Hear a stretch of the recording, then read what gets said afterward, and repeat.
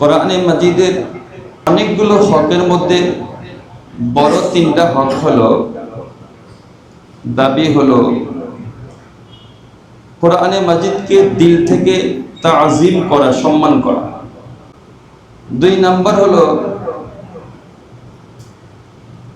কোরআনে মাজিদকে মহব্বত করে শুদ্ধ করে তিলাওয়াত করা।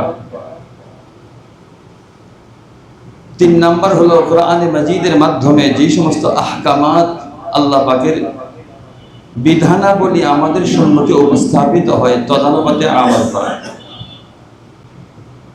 অসংখ্য ফাজাইলের মধ্যে 3টা ফাজাইল হলো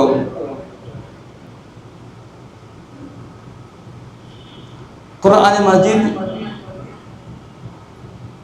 যিনি তেলাওয়াত করেন বা শ্রবণ করেন, আল্লাহ পাকের তিলাওয়াতের দ্বারা দিলের মরিচা দূর করে দেন।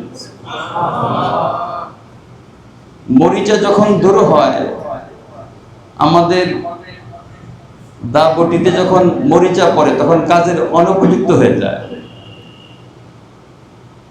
ঠিক দিলের মরিচা যখন দূর হয় তখন আল্লাহ তাআলার হক কথা বুঝার যোগ্যতা পয়দা হয়।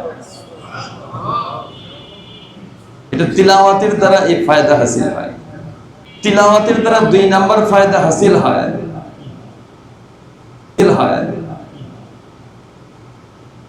বান্দা এবং মাবুদের মধ্যে মহব্বত পয়দা হয়।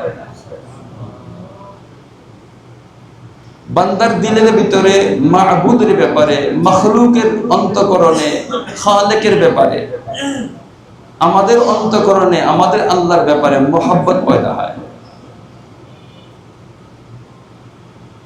যে যাকে ভালোবাসে, পছন্দ করে, কথাবার্তা বলার দ্বারা মহব্বত বৃদ্ধি পায়। কোরআনে মাজিদ হলো বান্দা এবং খালেকের মধ্যে, সৃষ্টি এবং স্রষ্টার মধ্যে, আমাদের মাঝে, আমাদের মাওলার মাঝে কথাবার্তার মাধ্যমে মহব্বত বৃদ্ধি পায়। কারণ কোরআনে মাজিদ আল্লাহ তাআলার কথাবার্তা। 3 নাম্বার হলো তিলাওয়াতকারী তো প্রতি হরফে 10 নেকি তো পাবে, শুনলেওয়ালা অন্তত 1 নেকি তো পাবে।